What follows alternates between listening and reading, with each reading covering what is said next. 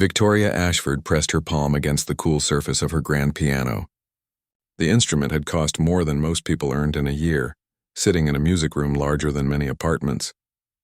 Sunlight streamed through floor-to-ceiling windows, making the white marble floors gleam like fresh snow. She checked her watch. The boy was late again. At 62 years old, Victoria had built her fortune in technology, creating software that changed how hospitals managed patient data. She'd started with nothing but a laptop and determination, working 18-hour days in a cramped studio apartment. Now she owned a mansion with 40 rooms, though she lived there alone. Success had given her everything except the one thing she'd always wanted, a family to share it with. The sound of hurried footsteps echoed through the hallway. 12-year-old Diego appeared in the doorway, his worn sneakers squeaking against the polished floor. His mother, Rosa, worked as Victoria's housekeeper, arriving at dawn each day to clean the endless rooms. Diego usually came after school doing homework in the kitchen while his mother finished her work. "Sorry I'm late, Mrs. Ashford," Diego mumbled, his backpack still hanging from one shoulder. "The bus got stuck in traffic." Victoria gestured toward the piano bench. "Sit.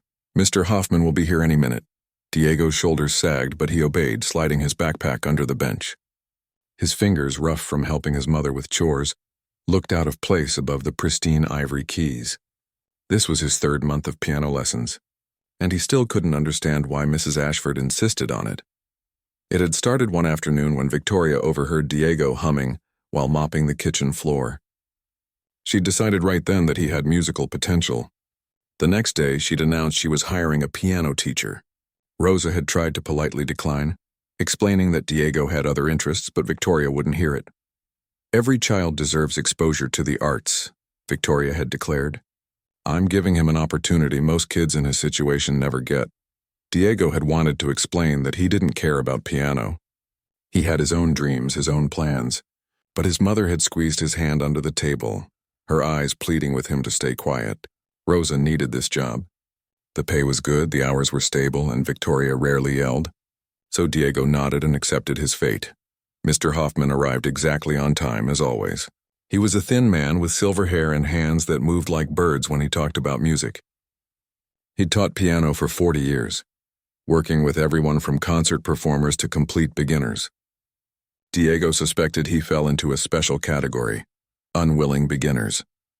"Let's start with scales," Mr. Hoffman said, opening his leather folder of sheet music. "C major, please."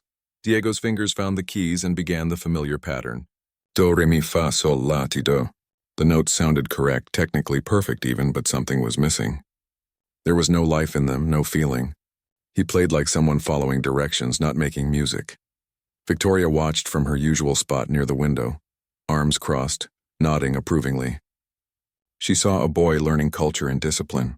She didn't see the way his eyes kept drifting toward the window, toward the old gardener's shed at the edge of the property. That shed was where Diego spent every free moment he could steal. Inside, hidden beneath dusty tarps and forgotten tools, was his real passion. For months he'd been collecting things other people threw away.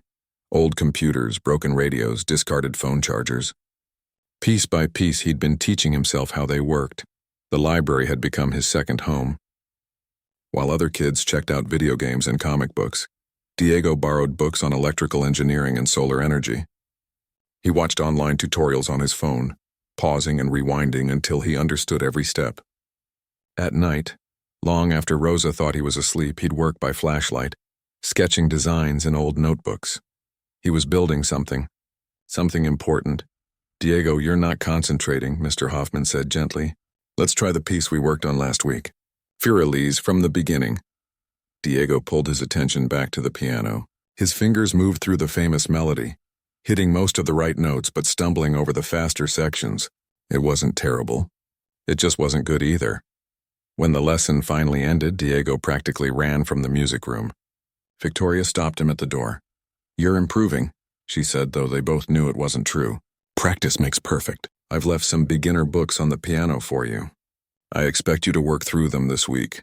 "Yes, ma'am," Diego replied, already thinking about the project waiting in the shed. Victoria watched him disappear down the hallway, feeling satisfied with herself. She'd given thousands to charity over the years, funded scholarships, donated to museums. But this felt different, more personal. She was directly shaping a young person's future, giving him culture and refinement that would open doors. If only she'd asked Diego what doors he actually wanted to open. That evening, while Rosa vacuumed the upstairs bedrooms, Diego slipped out to the shed. Inside, he pulled back the tarp covering his workbench.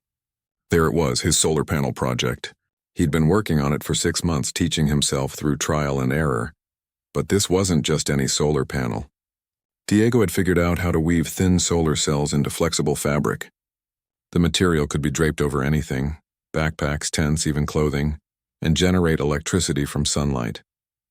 He'd calculated that his design could produce 3 times more energy than regular panels, while costing much less to manufacture. The walls of the shed were covered with his work.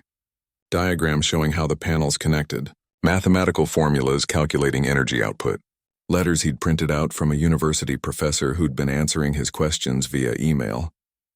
The professor thought Diego was a college student. He had no idea he was corresponding with a 12-year-old. Diego's hands moved confidently as he soldered a new connection, so different from his uncertain fingers on the piano keys. Here, in this cluttered shed surrounded by wires and circuits, he knew exactly what he was doing. Here, he wasn't pretending to be someone else's vision of success. He was building his own future, but he was also exhausted. Between school, mandatory piano lessons, and his secret project, he was sleeping only 4 or 5 hours a night. His grades had started slipping, not because he wasn't smart, but because he had no time. His science teacher had even called Rosa, worried about Diego's declining test scores. Diego yawned and checked his phone. Almost 9 o'clock. His mother would finish work soon and they'd take the bus home together. He had homework still to do, a history paper due tomorrow that he'd barely started. He looked at his solar panel, then at his backpack full of unfinished schoolwork, then thought about the piano books waiting for him in the music room. Something had to give, but what? In the mansion, Victoria sat in her study reviewing business reports. She felt good about her day, proud of the opportunity she was providing to Diego. She had no idea that outside, in a forgotten shed, the boy was changing the world, one wire at a time. She had no idea that genius doesn't always look the way we expect it to. And she had no idea that her insistence on molding Diego into her image of success was slowly crushing the very brilliance she claimed to nurture. 3 months had passed since Diego's piano lessons began, and Victoria Ashford couldn't have been more pleased with herself. She'd even upgraded his lesson plan, adding an extra session each week.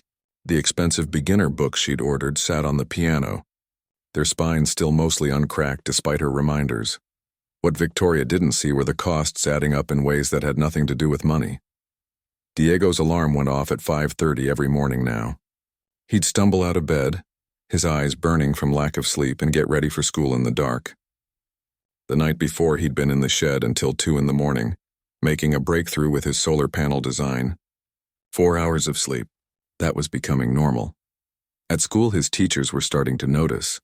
Mrs. Chen, his math teacher, had pulled him aside after class last week. Diego had always been her star student, the kid who solved problems faster than anyone else. But lately he'd been falling asleep at his desk. "Is everything okay at home?" she'd asked, concern creasing her forehead. Diego had forced a smile. "I'm fine. Just staying up too late playing video games." It was easier to lie than explain. How could he tell her that he was building something revolutionary, that a professor from Stanford had called his design potentially groundbreaking in an email? That he was so close to completing a working prototype that could actually change the world? And how could he explain that every afternoon, instead of working on his invention, he had to sit at a piano and pretend to care about scales and classical composers? Rosa noticed the dark circles under her son's eyes. She'd always been able to read Diego like a book.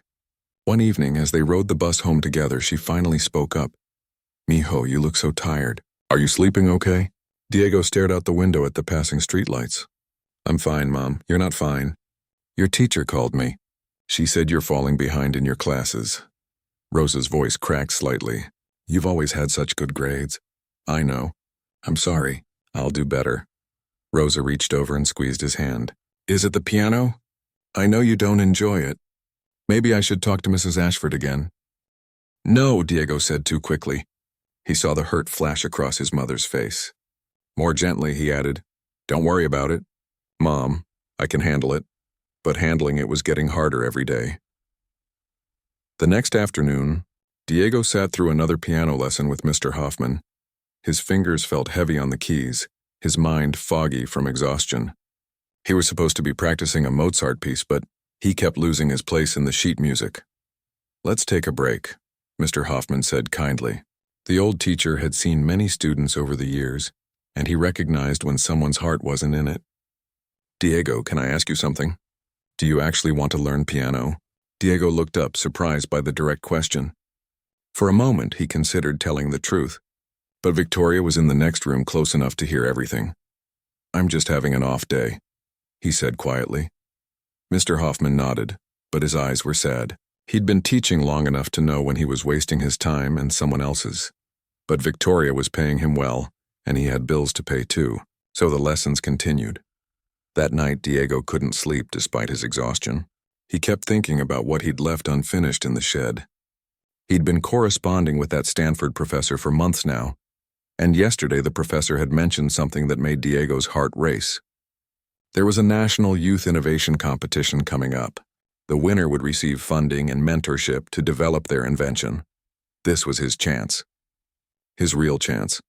But entering would require completing his prototype and preparing a detailed presentation. He'd need every spare moment he had. The deadline was only 6 weeks away. Diego made a decision. He'd have to work faster, sleep less.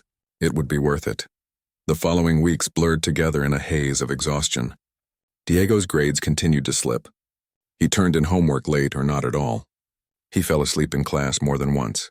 At home, Rosa watched her son deteriorating, feeling helpless and scared. Meanwhile, in the shed, something extraordinary was taking shape. Diego's solar fabric panels were working even better than he'd hoped. He'd managed to make them flexible enough to roll up like a yoga mat, yet durable enough to withstand rain and wind.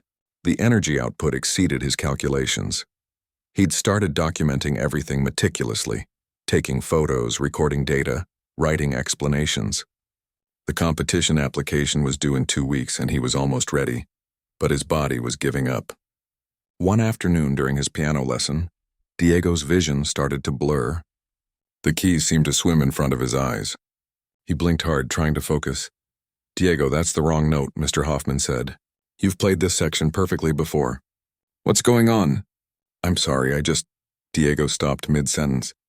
The room was spinning. The next thing he knew, he was lying on the floor with Mr. Hoffman and Victoria hovering over him. He'd fainted right there at the piano bench. Victoria called Rosa immediately, her voice tight with concern. When Rosa arrived, running from the other side of the mansion, she found Diego sitting on the couch, pale and shaky, drinking orange juice. "He needs to see a doctor," Victoria said. "This isn't normal."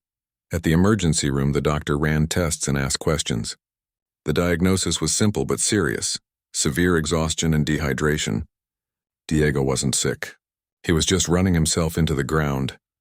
"This young man needs rest," the doctor said firmly. "Real rest. At least 8 hours of sleep per night, regular meals, less stress. Otherwise, he's going to have serious health problems." In the car ride back to the mansion, Rosa held Diego's hand tightly. She was done being quiet. "Mrs. Ashford," she said, her voice steady despite her fear. "Diego needs to stop the piano lessons." Victoria's head snapped around from the front seat.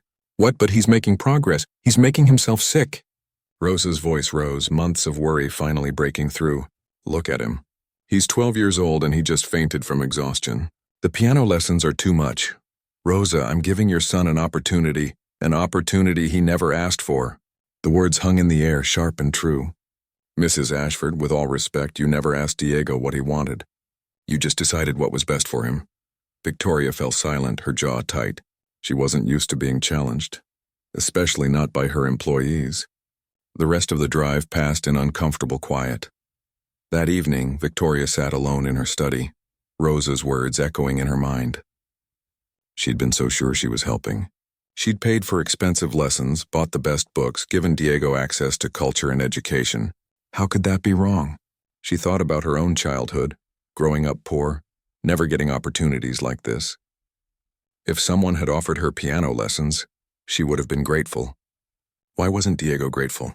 But a small voice in the back of her mind whispered something uncomfortable. When was the last time she'd actually talked to Diego? Really talked to him, asked him about his interests, his dreams.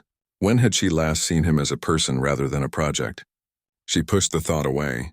No, she was right about this. Diego just needed to appreciate what he had. Meanwhile, in the small apartment he shared with his mother, Diego lay in bed staring at the ceiling. The competition deadline was in 12 days. His prototype was 90% complete. He just needed a little more time. But now, with his mother watching him like a hawk and the doctor's orders hanging over him, how could he finish? How could he submit his application? The shed felt further away than ever, and with it his dreams of showing the world what he could really do. Not as someone's charity project, not as a poor kid being given culture, but as an inventor, as himself. Diego closed his eyes, his body screaming for sleep, but his mind racing with calculations and possibilities. Somewhere between exhaustion and determination, he made a promise to himself. He would find a way. He had to. Victoria Ashford didn't back down easily. She'd built a billion-dollar company by trusting her instincts, and her instincts told her she was right about Diego. So instead of canceling the piano lessons after the fainting incident, she adjusted them. Moved them to weekends, added afternoon snacks, made sure Diego had water nearby. She told herself she was being reasonable, accommodating.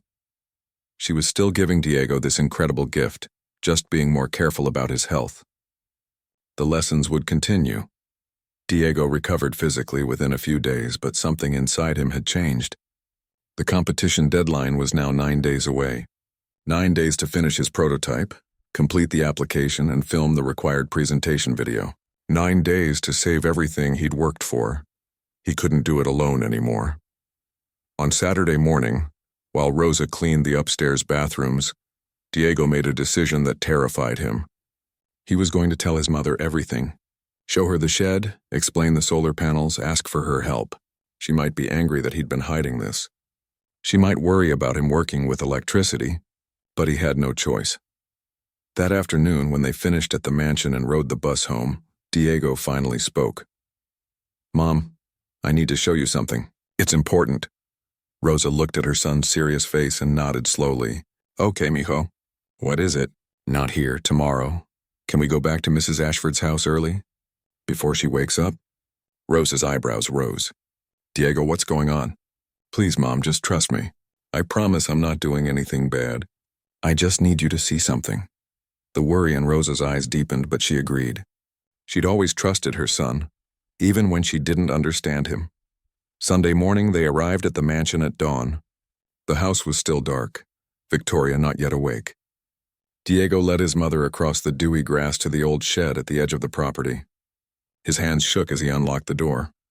"I've been working on something," he said quietly, "for almost a year now." He pulled back the tarp. Rosa stood frozen in the doorway, her mouth slightly open. The walls were covered with diagrams and calculations.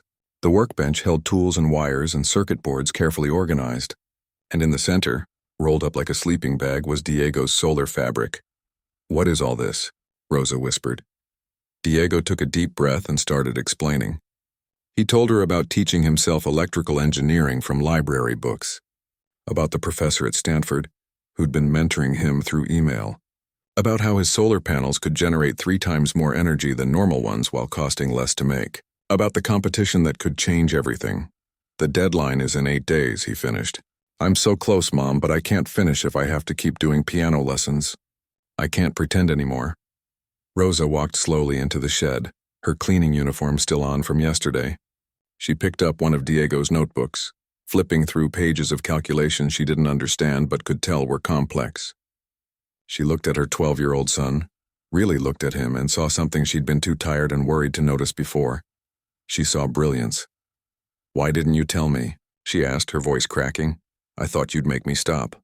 I thought you'd say it was too dangerous or that I should focus on school or—" Diego's voice broke. "I'm sorry, Mom." Rosa pulled him into a tight hug. "You have nothing to be sorry for. Nothing. This is incredible, Diego. You're incredible."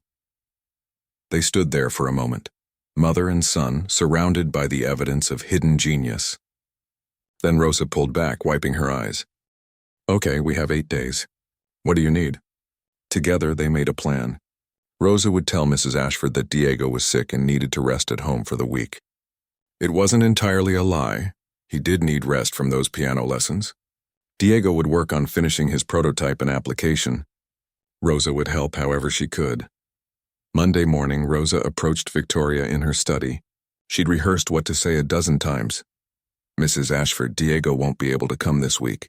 He's still not feeling well, and I want to make sure he fully recovers before we resume the lessons." Victoria looked up from her computer, frowning. "Is it serious? Should he see another doctor?" No, he just needs rest. The doctor said so, remember?" Victoria studied Rosa's face, sensing something beneath the words.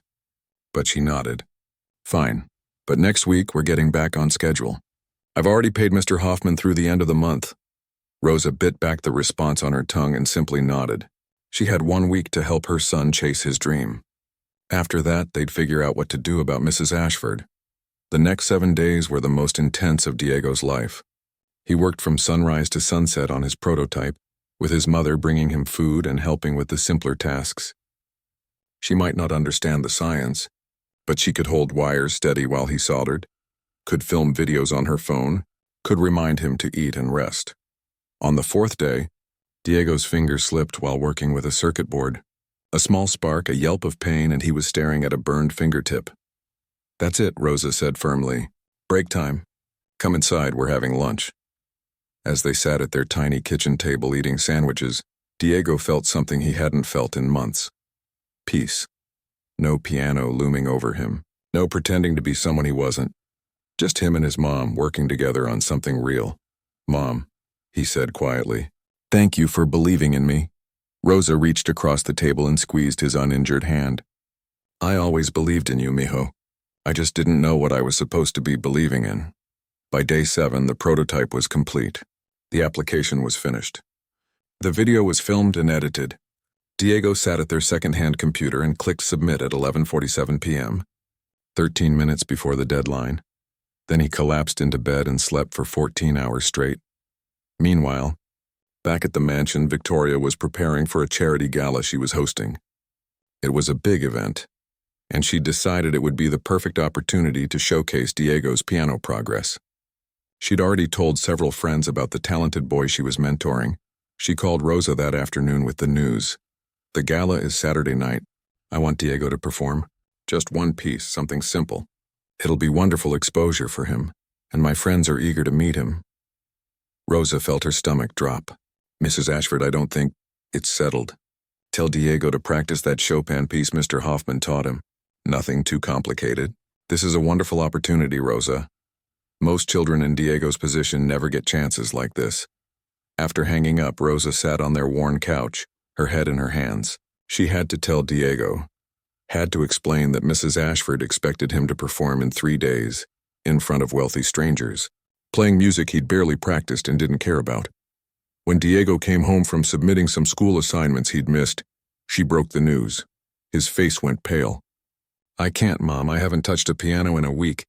I don't even remember how that piece goes. I know, mijo. I know. Can't you tell her no? Can't you just say I'm still sick?" Rosa closed her eyes. "If I refuse, she might fire me. We need this job, Diego. The rent is due next week and we barely have enough saved." "Then I'll do it," Diego said, his voice hollow. "I'll play the stupid piano." The next 3 days were a nightmare. Diego tried to practice on an old keyboard they borrowed from a neighbor, but his fingers had forgotten the piece.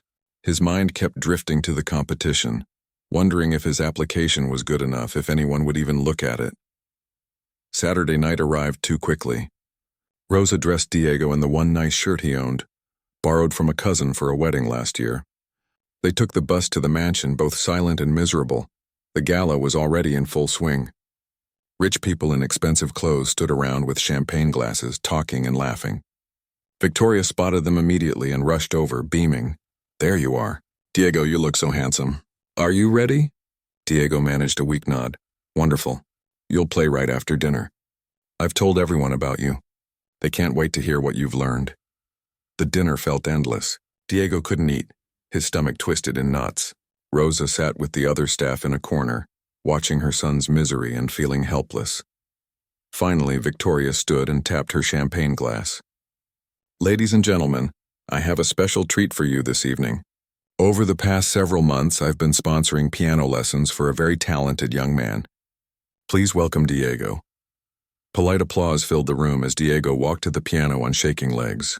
The instrument looked massive and threatening under the soft lights. All those wealthy faces turned toward him, expecting something beautiful. His fingers found the keys.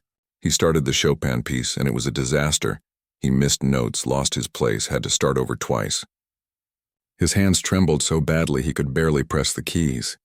The music that came out was choppy and wrong, painful to listen to. Some guests looked away in embarrassment. Others whispered to each other. Diego made it through about half the piece before his mind just went blank.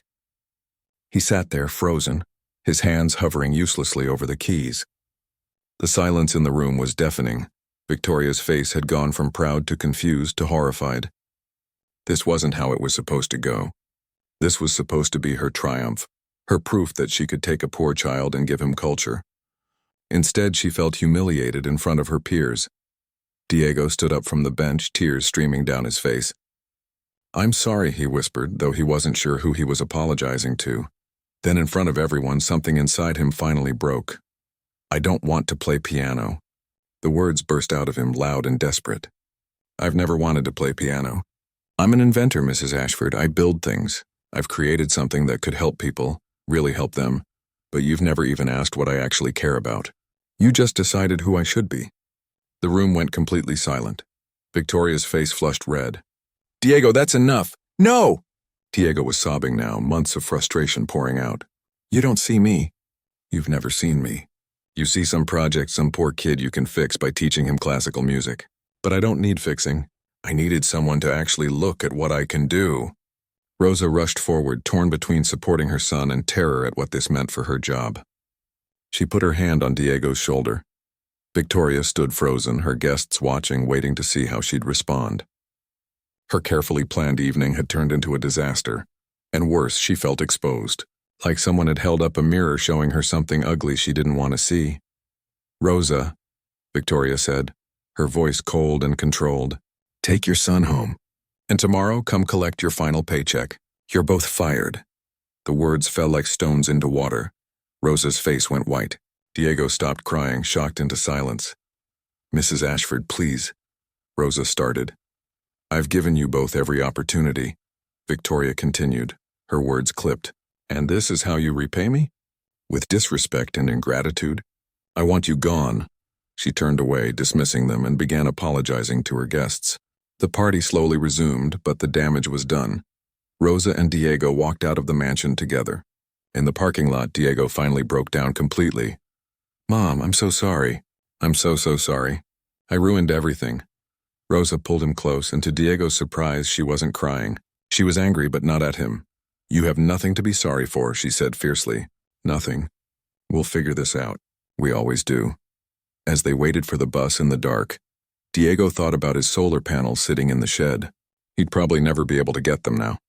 All that work, all those dreams locked away in a building they no longer had access to. He'd stood up for himself, finally told the truth. But the cost might be everything. 2 years passed like a dream and a nightmare mixed together. The first month after being fired was the hardest. Rosa found work cleaning office buildings at night, but the pay was half what Victoria had given her. Diego took a part-time job at a grocery store, bagging purchases after school to help with rent. They moved to a smaller apartment in a rougher neighborhood. Diego never got his solar panels back from the shed. He'd called the mansion once, asking if he could retrieve his things. The person who answered, Victoria's new housekeeper, said Mrs. Ashford had cleared out the shed months ago. Everything had been thrown away. Diego cried that night quietly so his mother wouldn't hear. A year of work gone. His prototype, his notes, his calculations, all in some landfill somewhere. But he still had the photos on his phone. The data he'd recorded, the application he'd submitted. And most importantly, he still had his mind. 3 months after the gala disaster, Diego received an email that made his hands shake. He'd won 3rd place in the Youth Innovation Competition. 3rd place meant a small scholarship and an invitation to present at a technology conference in Silicon Valley. Rosa borrowed money from her sister for plane tickets. They'd never been on a plane before. Diego had never left their state before. The conference was overwhelming. Hundreds of people, massive screens showing presentations, booths with the latest technology. Diego felt small and out of place in his borrowed suit. But when his turn came to present, something shifted inside him. He stood on that stage and talked about his solar fabric, about how it could bring electricity to remote villages, disaster zones, refugee camps, about making clean energy affordable for everyone, not just the rich. He showed his photos and data, explained his calculations with confidence he didn't know he had. The audience listened, really listened. After his presentation, a woman approached him. She was in her 40s, dressed in casual but clearly expensive clothes, with sharp eyes that seemed to see right through him. "Diego, I'm Patricia Chen. I run a venture capital firm in Silicon Valley. Can we talk?" They sat in the conference center cafe for 2 hours. Patricia asked him questions about his design, his process, his goals. She didn't talk down to him or act surprised that a 14-year-old could discuss electrical engineering. She treated him like any other inventor she was considering investing in. "I want to help you build this," she finally said. "Really build it. Not just as a science project, but as an actual business." Diego felt dizzy. "I'm 14. I don't know how to run a business," Patricia smiled. "That's why you'd have me and my team. Look, I see potential here. Real potential. You'd need to file patents, build a proper prototype, run tests. It'll take time and a lot of hard work, but if you're willing, I'd like to mentor you through it." Diego thought about his mother working night shifts, about their tiny apartment, about everything they'd lost. "I need to talk to my mom first," Rosa cried when Diego told her. Happy tears this time. She'd watched her son grieve his lost invention for months, had seen him trying to rebuild his notes from memory in their cramped apartment. This felt like a miracle. The next year was intense. Patricia connected Diego with engineers and scientists who helped him refine his design. They filed patents, built new prototypes, ran endless tests. Diego balanced school, his part-time job, and working on his invention. It was exhausting, but this time it felt different. People believed in him. They saw what he saw. By the time Diego turned 15, his solar fabric actually worked better than his original design. The new prototype was more efficient, more durable, more practical. Patricia introduced him to manufacturers, to potential clients, to investors. Then came the day everything changed. Diego was sitting in their apartment doing homework when his phone rang. Patricia's name flashed on the screen. "Diego, sit down. I have news." "I'm already sitting. A major utility company wants to test your panels, and a humanitarian organization wants to order 10,000 units for disaster relief. And Diego," Patricia's voice cracked slightly, "3 investment firms want to fund you. We're talking about $50 million. The phone slipped from Diego's hand. $50 million. For his idea. His design. The thing Victoria Ashford had ignored while forcing him to play piano. The next few months were a blur of meetings, interviews, and paperwork. Diego's face appeared in tech magazines. News websites wrote articles about the teenage inventor revolutionizing solar energy. His company, which he named Solweave, was suddenly worth $200 million on paper. Rosa quit her night job. Diego hired her as his chief operations officer. It turned out she had an incredible talent for organization and management. She'd just never had the chance to show it before. One afternoon, Diego was in Solweave's new office when his assistant brought him a magazine. Time magazine. His face was on the cover. The future of energy, how a 15-year-old changed everything. Diego stared at his own image, still unable to quite believe this was real. The article inside told his story. The gardener's shed, teaching himself engineering, building prototypes while his mother cleaned mansions. It mentioned his struggles, though it was careful not to name Victoria directly. It talked about a wealthy patron who couldn't recognize innovation happening in her own backyard. The article spread everywhere. Television shows wanted interviews. Schools invited him to speak. Other young inventors reached out, inspired by his story. And then, 6 months after the Time magazine cover, Diego's assistant told him someone was requesting a meeting. Someone he never expected to hear from again. Victoria Ashford wanted to see him. Diego's first instinct was to say no, but curiosity won out. Plus, he'd be lying if he said part of him didn't want her to see what she'd missed. They agreed to meet at a coffee shop, neutral territory. Diego arrived first, ordering a simple coffee and sitting by the window. His hands were steadier than he expected. Victoria walked in exactly on time. She was 2 years older, but looked more tired. The confidence she'd always carried seemed dimmed somehow. She ordered tea and sat across from him, her expensive purse placed carefully beside her chair. For a moment, neither spoke. "Thank you for agreeing to see me," Victoria finally said. Her voice was quieter than he remembered. Diego nodded, waiting. "I've been following your success. The articles, the news coverage, everything." She folded her hands on the table. "I wanted to say that I'm proud of what you've accomplished." Something hot flashed through Diego's chest. "Proud? Yes, it's remarkable what you've built." "Mrs. Ashford," Diego said slowly, "you threw away my prototype. You fired my mother for defending me. You never once asked me what I actually cared about." Victoria's face reddened. "I was trying to help you." "No."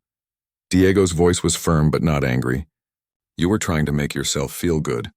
You wanted to shape me into your idea of success without ever asking what success meant to me." The words hung between them. Other coffee shop patrons chatted around them, unaware of the tension at their small table. Victoria looked down at her hands. When she spoke again, her voice was barely above a whisper.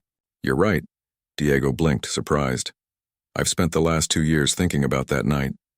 About the things you said. About how I treated you and your mother." Victoria looked up, and Diego saw something in her eyes he'd never seen before. Regret. Real regret. "I built my entire career on innovation, on seeing potential where others didn't, and I completely missed genius happening right in front of me because I was so convinced I knew what you needed." "Why are you telling me this?" "Because I want to apologize. Really apologize, not just say words." Victoria's voice cracked. "I was wrong, Diego, about everything. You tried to tell me, your mother tried to tell me, and I wouldn't listen. I was so busy being the generous benefactor that I forgot to see you as an actual person with your own dreams." Diego sat back in his chair. He'd imagined this moment before, during the angry nights after they'd been fired.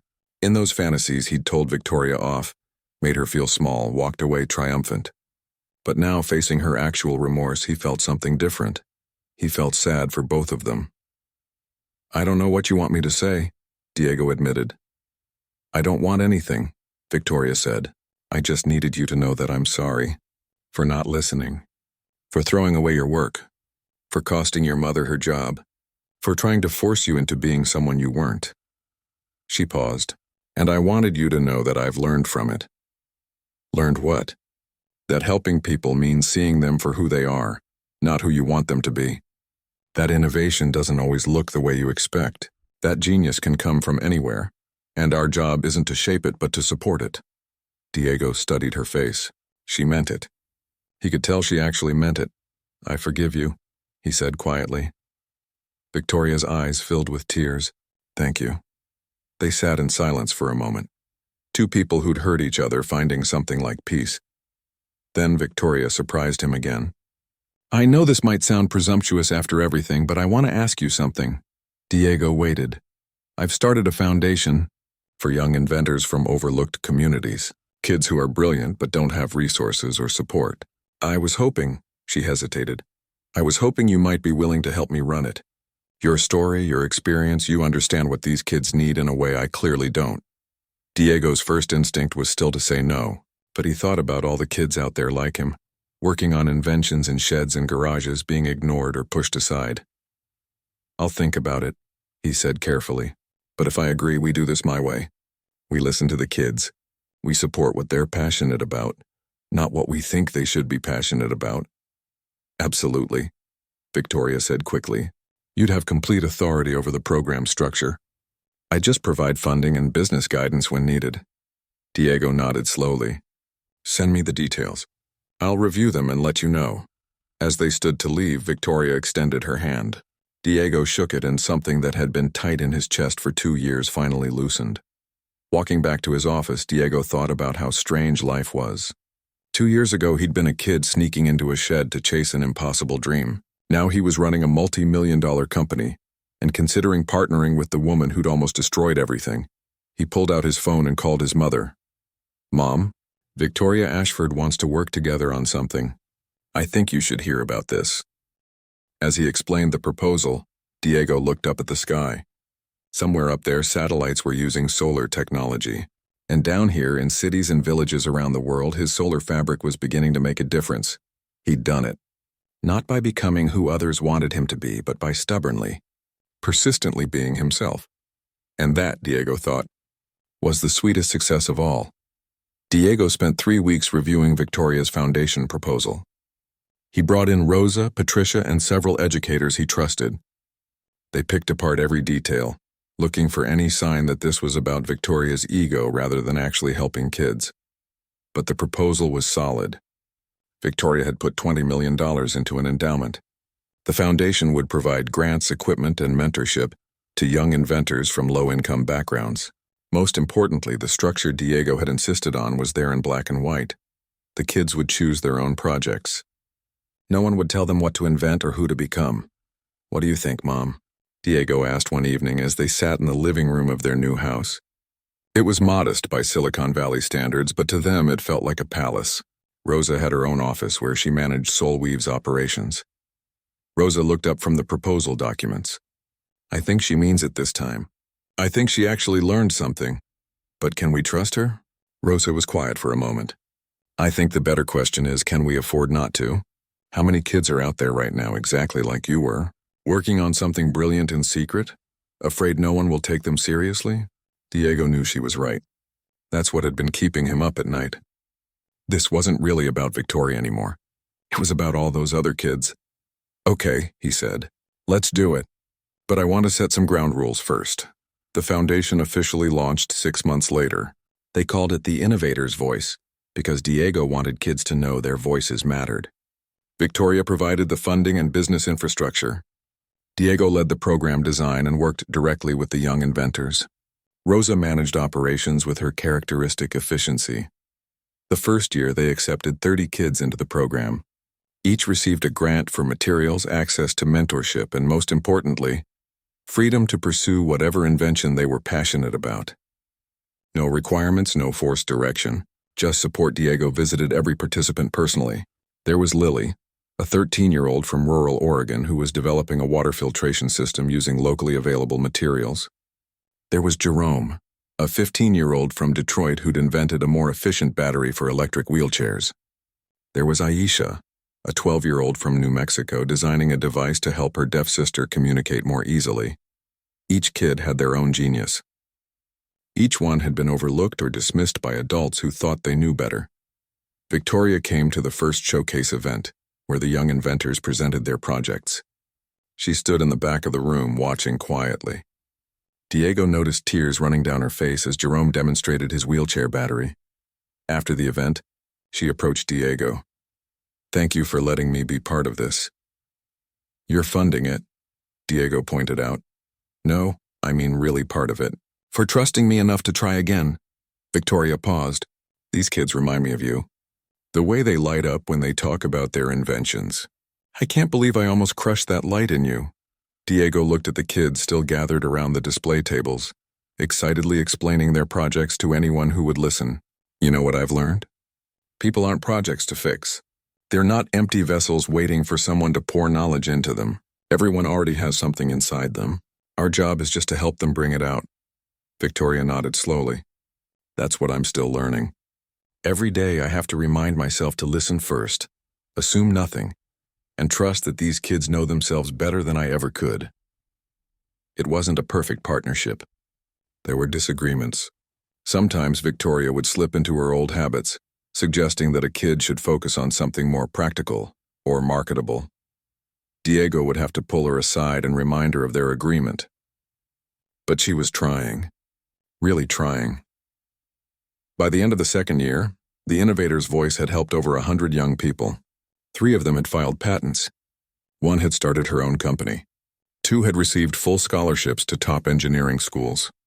But more than the achievements, Diego was proud of something else.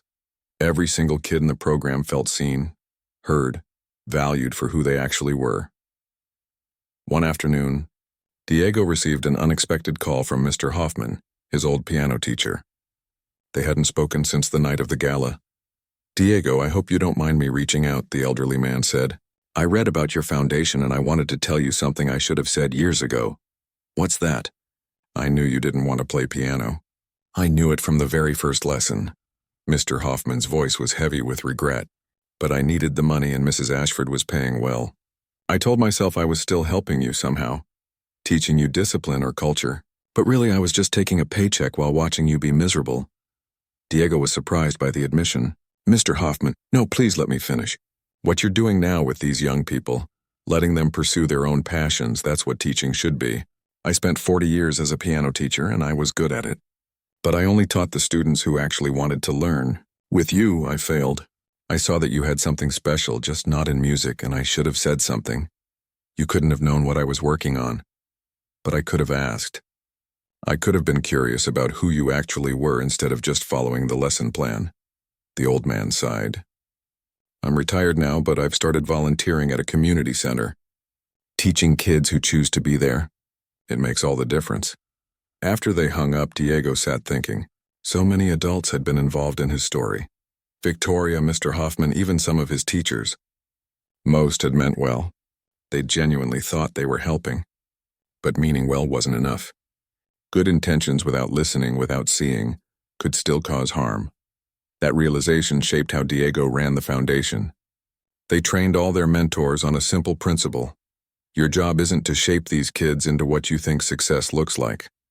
Your job is to help them become more fully themselves. 3 years after the foundation launched, Diego was invited to speak at a major education conference.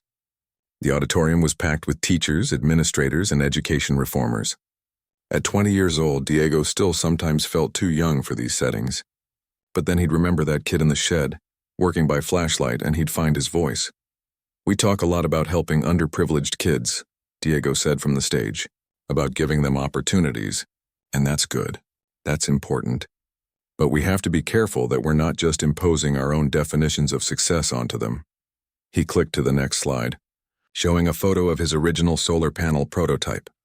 When I was 12, I built this in a gardener's shed while a well-meaning person tried to make me into a pianist. She genuinely thought she was saving me. But I didn't need saving. I needed someone to ask me what I was passionate about, to listen when I answered, to support what was already there instead of trying to plant something new. The audience was silent, attentive. Real opportunity isn't about giving kids what we think they need. It's about removing the barriers that prevent them from pursuing what they already know they need. It's about trust, respect, believing that genius can come from anywhere and look like anything. After his speech, dozens of educators approached him with questions. Many admitted they'd made the same mistakes Victoria had. They'd pushed students toward certain paths because those were the paths they understood, the ones that seemed safe or prestigious. So what do we do differently? One teacher asked.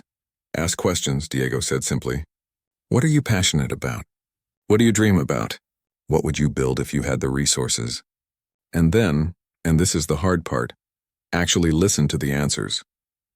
Don't redirect them. Don't tell them their dreams are impractical. Just listen and figure out how to support them. That evening, Diego had dinner with Rosa and Victoria.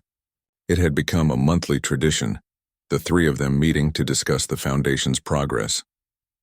Tonight they were celebrating. Another cohort of young inventors had just completed their first year. Lily's water filtration system is being tested in 3 villages in Guatemala, Rosa reported, scrolling through her tablet.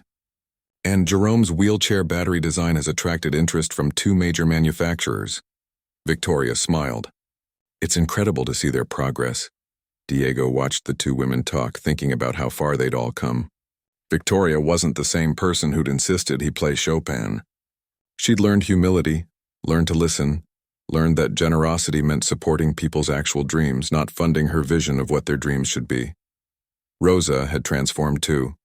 She'd always been strong, but now she carried herself with a confidence that came from being recognized for her talents. She was brilliant at operations, at managing complex projects, at seeing solutions others missed. She'd just needed someone to give her the chance to show it. And Diego himself had changed. He'd learned that success wasn't just about building a great product or making money. It was about using whatever platform you had to lift other people up, to make sure the next kid with an idea didn't have to fight as hard as he had. What are you thinking about? Rosa asked, noticing his distant expression.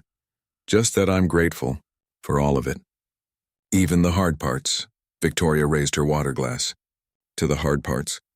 They teach us what matters. They clinked glasses. an unlikely trio bound together by failure and success. Mistakes and growth, misunderstanding and eventual clarity. Later, as Diego drove home, he passed a park where kids were playing soccer under the lights. He thought about all the invisible genius in the world. Kids tinkering in garages, sketching in notebooks, dreaming up solutions to problems adults hadn't even noticed. How many of them were being pushed toward paths they didn't want? How many were hiding their real passions, afraid they wouldn't be taken seriously? The innovator's voice couldn't reach all of them, but every kid they helped was one more voice added to the world. One more person who knew that their ideas mattered, that their vision was valid, that they didn't have to fit into someone else's definition of success. Diego's phone buzzed with an email. Another application to the foundation, this one from a 14-year-old in Alaska who was designing a greenhouse system that could work in extreme cold. The kid's essay was passionate, detailed, full of that specific kind of excitement Diego recognized instantly. He forwarded it to Rosa and Victoria with a simple message. This is the one. This kid gets it. And somewhere in Alaska, a teenager who felt overlooked and dismissed kept working on their invention, not knowing yet that someone was about to see them, really see them. Not as a project to fix or a blank slate to shape, but as exactly what they were, brilliant, capable, and worthy of support. The cycle continued. Kids invented. Adults learned to listen. And slowly, one young person at a time, the world became a little better at recognizing genius in all its unexpected forms. Diego smiled to himself as he pulled into his driveway. He'd come a long way from that shed, from those exhausting piano lessons, from the night everything fell apart at the gala, but in a strange way he was grateful for all of it. The struggle had taught him what mattered. The pain had shown him what to fight for, and now every day he got to make sure other kids didn't have to fight quite so hard. That was success. That was what it had all been for.